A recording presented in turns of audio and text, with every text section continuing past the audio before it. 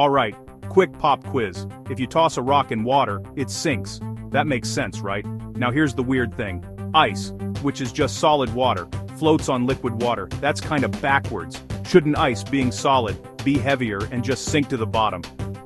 Let's dig into why it doesn't. First off, most things get denser when they freeze. Their molecules pack in, get cozy, and take up less space. But water's a rebel. When it freezes, it actually expands, which makes ice less dense than liquid water.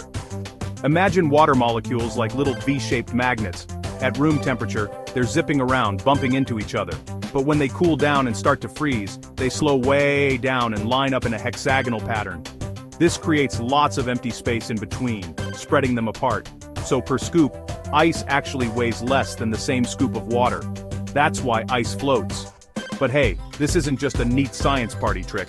If ice sank, lakes and oceans would freeze solid from the bottom up. Fish, gone. Life as we know it, toast. Floating ice acts like a blanket, insulating the water below and letting living things survive the winter. So, next time you toss a cube in your drink, just remember, it's defying expectations and keeping the planet balanced. Science is cool, literally. If you enjoyed this quick dive into the strange world of ice, hit that like button and stick around for more brain-bending facts. Catch you next time.